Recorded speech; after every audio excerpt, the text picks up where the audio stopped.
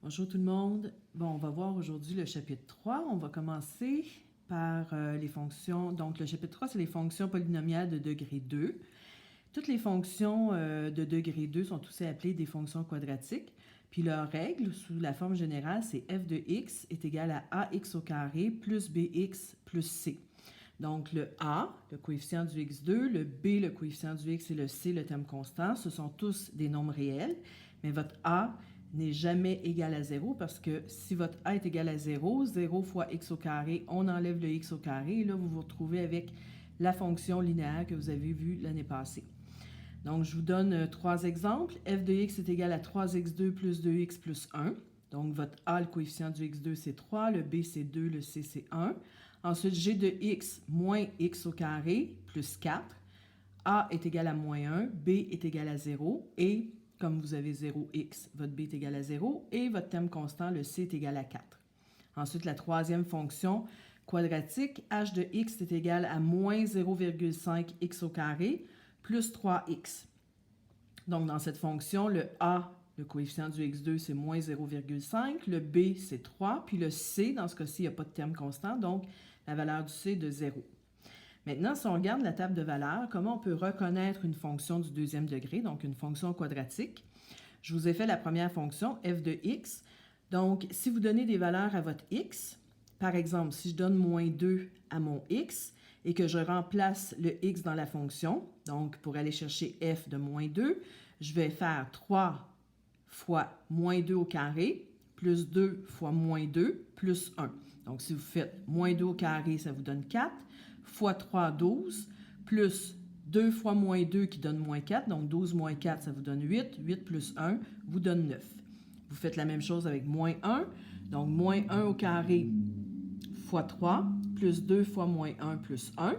Quand vous faites le calcul, moins 1 au carré, 1 fois 3, ça vous donne 3. Ensuite, 2 fois moins 1, ça vous donne moins 2. Donc là, on est à 3 moins 2 qui vous donne 1. 1 plus 1 est égal à 2. Là, ça se peut que vous voyez mon petit minou qui s'amuse avec mon crayon. Donc, mon assistant. Donc, 3 fois, quand on remplace par 0, 3 fois 0 au carré, ça vous donne 0, plus 2 fois 0, 0, plus 1, ça vous donne 1. Et ainsi de suite. Si je remplace le x par 1 et que je fais mon calcul, ça va vous donner 6. Si je le remplace par 2, 17. Et si je remplace mon x par 3, ça va vous donner 34. Donc, comment, dans une table de valeurs, on peut reconnaître que c'est une fonction du deuxième degré? Si je regarde les accroissements en x, donc de moins 2 à moins 1, ça vous donne plus 1. De moins 1 à 0, j'ai aussi plus 1. De 0, donc, à 1, j'ai plus 1. Donc, tous mes accroissements en x sont de 1 unité. Si vous regardez vos accroissements en y, de 9 à 2, vous avez un accroissement de moins 7. De 2 à 1, vous avez un accroissement de moins 1. De 1 à 6, un accroissement de 5. De 6 à 17, un accroissement de 11. Et de 17 à 34, un accroissement de 17. Si vous étiez dans une fonction du premier degré, l'année passée, vous avez appris à faire le taux de variation. Donc, vous vous souvenez, vous faisiez la variation des y, donc y2 moins y1 sur x2 moins x1. Donc, dans ce cas-ci, ça vous donnerait moins 7 sur 1. Si vous étiez donc, comme je vous disais, si vous étiez dans une fonction linéaire, donc du premier degré, à ce moment-là, ce qui se passerait, c'est que tous les accroissements ici seraient constants.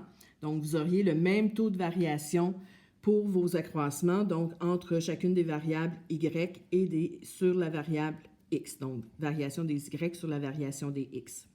Là, on voit que ce n'est pas le cas ici. Donc, ça, c'est les accroissements du premier niveau. Donc là, je vais faire la même chose, mais avec les accroissements au deuxième niveau. Donc, je vais prendre les accroissements que j'ai ici, puis je vais dire entre moins 7 et moins 1, j'ai combien? J'ai plus 6. Ensuite, entre moins 1 et 5, j'ai encore plus 6. Entre 5 et 11, j'ai encore plus 6. Et entre 11 et 17, j'ai encore plus 6.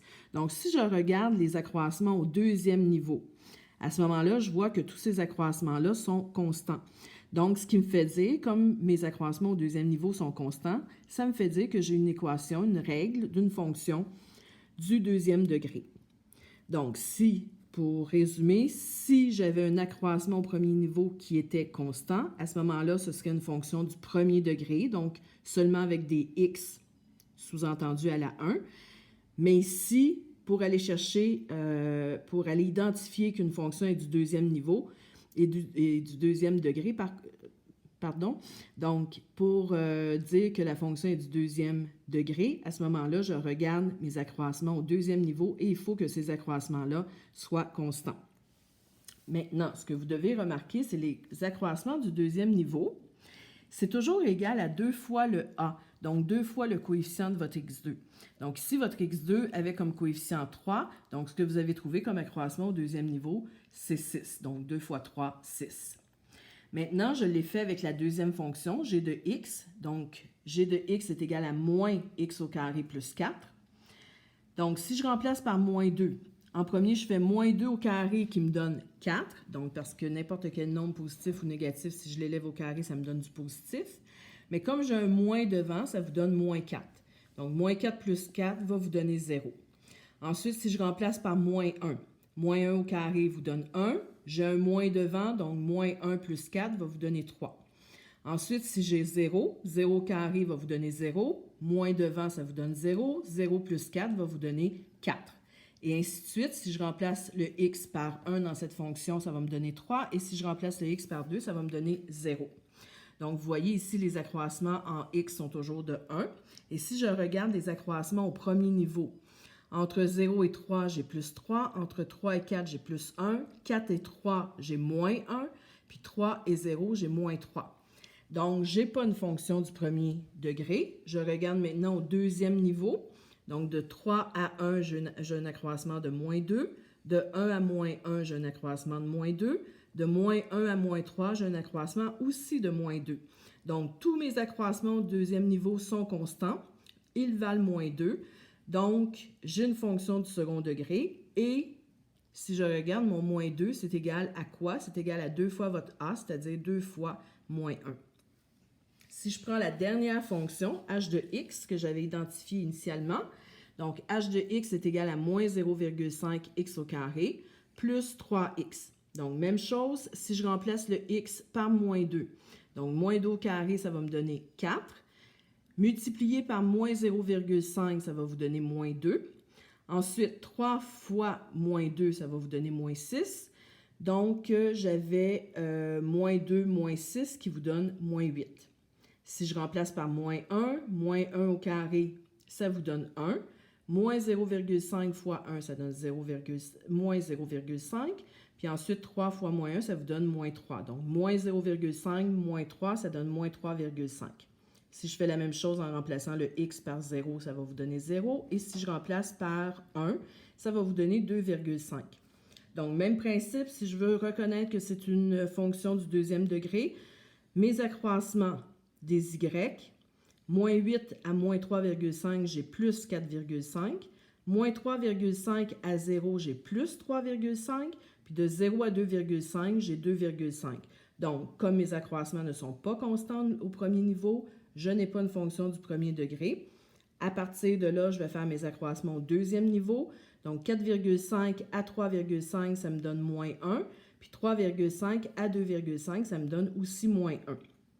Comme on a dit tantôt, c'est constant, donc c'est une fonction du deuxième degré. Et c'est égal à moins 1. Donc, ce moins 1-là, c'est quoi? C'est 2 fois votre A, donc 2 fois moins 0,5. Bon, là, c'est sûr que vous saviez déjà que c'était une équation du deuxième degré. Mais souvent, on ne vous donnera pas l'équation de départ, on ne vous donnera pas la règle, on va vous donner seulement les valeurs du tableau, de la table de valeurs, donc c'est-à-dire les x et les y.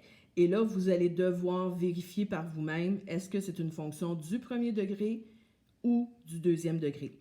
Donc, c'est ce que vous allez avoir dans les exercices à faire pour le premier cours. Donc, moi, je vais vous mettre toujours le matin les exercices, le cours, premièrement, avec les exercices.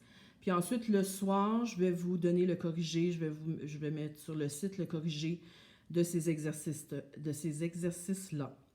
Donc, j'espère que vous avez bien compris. Si vous n'avez pas bien compris, vous pouvez me poser des questions, vous pouvez laisser vos commentaires. C'est la première fois que je filme comme ça. Donc, soyez indulgents Et bon cours et bonne pratique. Merci, bye!